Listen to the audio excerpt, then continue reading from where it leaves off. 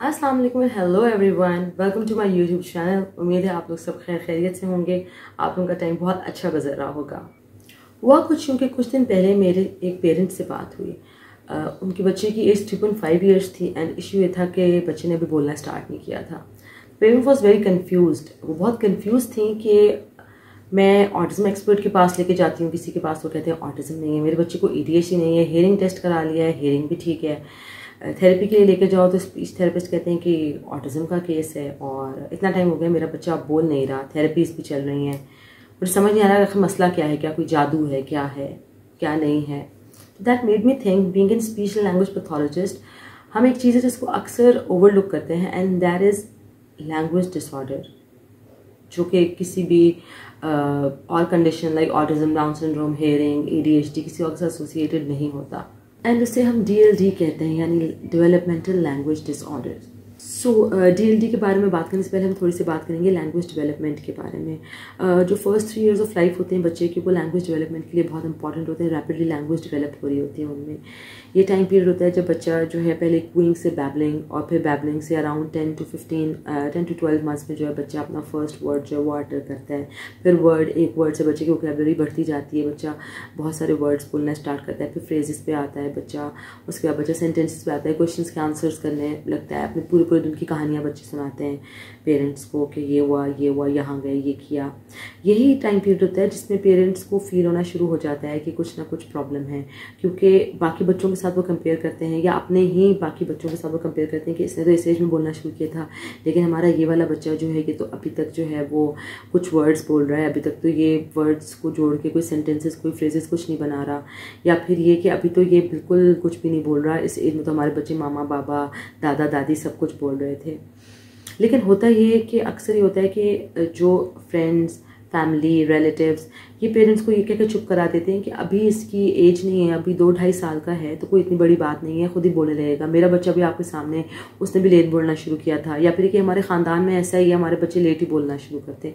ऐसे कह के पेरेंट्स को अक्सर चुप करा दिया जाता है। यहाँ पर मैं पेरेंट्स से कहूँगी कि अगर आपको इस तरह का कोई भी प्रॉब्लम नज़र आ रहा है, आपको लग रहा है कि आपके बच्चे की लैंग्वेज जो है वो उस तरह से डेवलप नहीं हो रही जिस तरह से बाकी बच्चों की हो रही है, आपके कुछ कंसर्न्स हैं, तो आप प्लीज़ थेरेपिस्ट से एज अर्ली एज पॉसिबल जो है वो कॉन्टेक्ट करें, क्योंकि हम लोग हर वक्त अर्ली इंटरवेंशन की इम्पॉर्टेंस पे जो बहुत ज़ोर देते हैं। अर्ली इंटरवेंशन यानी जितना जल्दी जो बच्चे के साथ जो भी ख़राब मामला है उसमें हम मुदाखलत करें, उतना ही जो है वो बच्चे के लिए बेहतर होगा।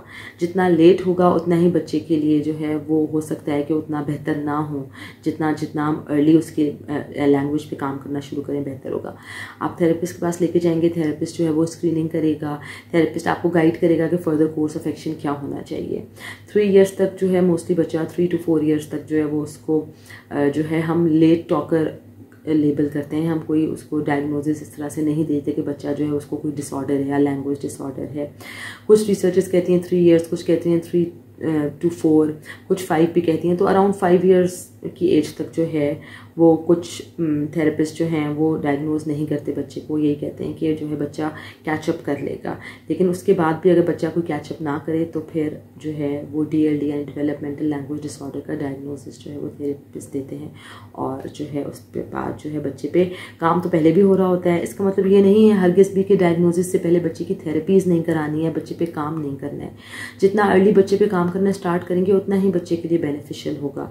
लेकिन जहाँ डायग्नोसिस की बात आती है तो डायग्नोसिस जो है वो हम अर्ली स्टेज में नहीं देते, हम जो है आहिस्ता आहिस्ता डायग्नोसिस की तरफ लेकर आते हैं। पहले हम लोग जो है वो लेट टॉकर ही लेबल करते हैं बच्चे को कि जो है अभी बच्चा जो है वो कैचअप कर लेगा आहिस्ता आहिस्ता। लेकिन अगर बच्चा 3, 4, 5 इस एज तक भी जो है वो कैचअप नहीं करता तो फिर हम लैंग्वेज डिसऑर्डर का, DLD का, डेवलपमेंटल लैंग्वेज डिसऑर्डर का डायग्नोसिस देते हैं बच्चे को। डेवलपमेंटल लैंग्वेज डिसऑर्डर क्या है? बच्चा बोल नहीं रहा, बच्चे से क्वेश्चन करें बच्चा आंसर नहीं कर रहा, बच्चे से जो बात करें बच्चा कॉम्प्रिहेंड नहीं कर पा रहा। मतलब एक्सप्रेसिव लैंग्वेज में भी इशू हो सकता है, रिसेप्टिव लैंग्वेज में भी इशू हो सकता है, प्रैग्मेटिक लैंग्वेज में भी इशू हो सकता है। रिसेप्टिव में ये हो गया कि बच्चा बोल नहीं पा रहा, बच्चे के पास उतनी वोकैबुलरी नहीं है, बच्चे के पास उस तरह से सेंटेंस स्ट्रक्चर नहीं है, बच्चे के पास उतने वर्ड्स नहीं हैं, बच्चा सेंटेंस फॉर्म नहीं कर पा रहा। या फिर हम रिसेप्टिव की बात करें तो बच्चा कमांड फॉलो नहीं कर पा रहा, बच्चे को जो कह रहे हैं बच्चा उसको समझ नहीं पा रहा, कॉम्प्रिहेंड नहीं कर पा रहा कि किस तरह से जो है ये टास्क जो है वो करना है जो कि मुझे बताया जा रहा है। और प्रैग्मेटिक स्किल्स जो हैं उसमें हम आगे जाके बात करते हैं।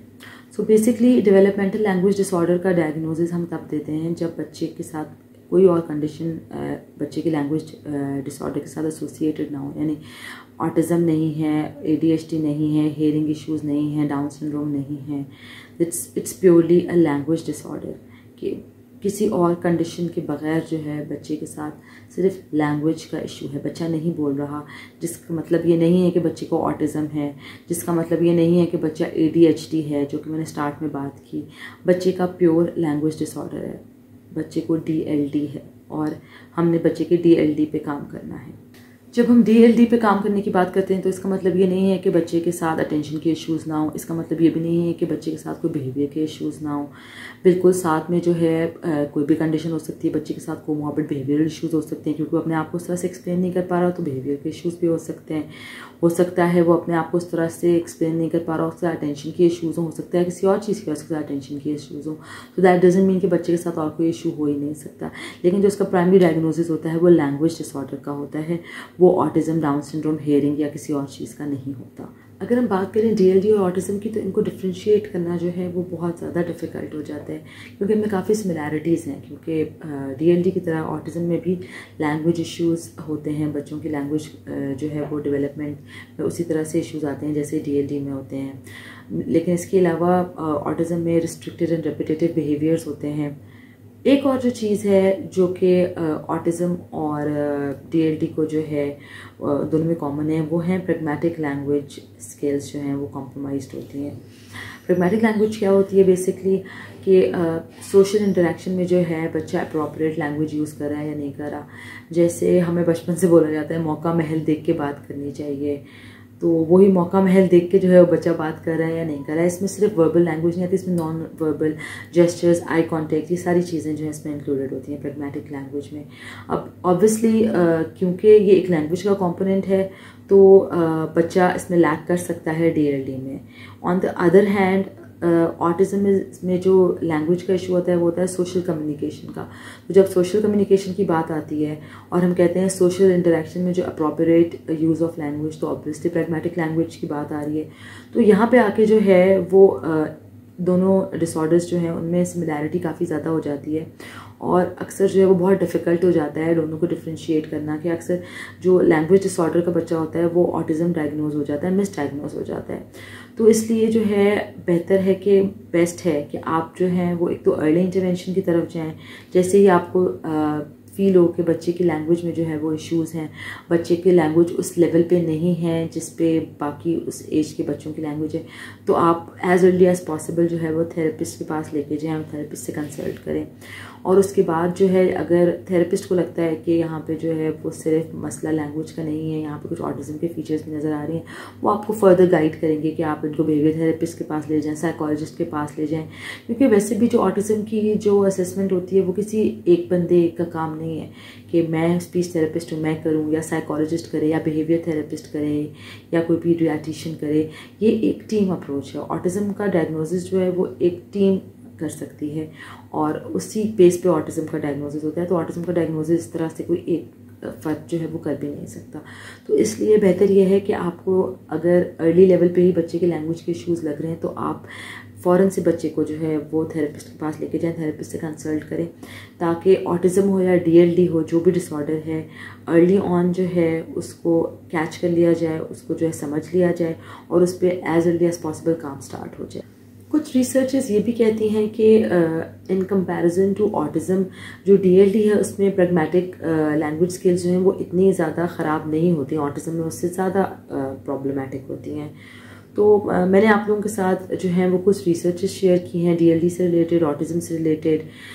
DLD और ऑटिज़म जो है किस तरह से डिफरेंट हैं, किस तरह से जो है किस एज में असेसमेंट होनी चाहिए, किस एज में जो है वो डायग्नोसिस मिल जाना चाहिए। क्योंकि मैंने आपसे स्टार्ट में बात की थी कि हम बात करेंगे एविडेंस बेस्ड प्रैक्टिस के बारे में, हम अपनी तरफ से कोई बात नहीं करेंगे। तो इसलिए मैंने आप लोगों को ये रिसर्चेस जो हैं वो डिस्क्रिप्शन बॉक्स में आप जाएँ चेक कर लें। मैंने आप लोगों के लिए कुछ रिसर्चेस जो है वहाँ पर अटैच किए, वो आप लोग पढ़ें और जो है ख़ुद नॉलेज जो है वो गेन करें। और उसके अलावा अगर आपके क्वेश्चंस हो तो प्लीज़ कमेंट्स करें, और कुछ और आप किसी और टॉपिक पे बात करना चाहते हैं मुझसे तो उसके लिए कमेंट्स करें। आप कमेंट सेक्शन में जाके जो आप मुझे बता सकते हैं कि आप इस टॉपिक पे जो है चाहते हैं मैं आप लोगों से बात करूँ। आज की वीडियो में इतना ही। इंशाल्लाह अगली वीडियो में किसी और दूसरे टॉपिक के साथ में आऊँगी आप लोगों से डिस्कस करने। अपना बहुत सारा ख्याल रखें। अल्लाह हाफ़िज़।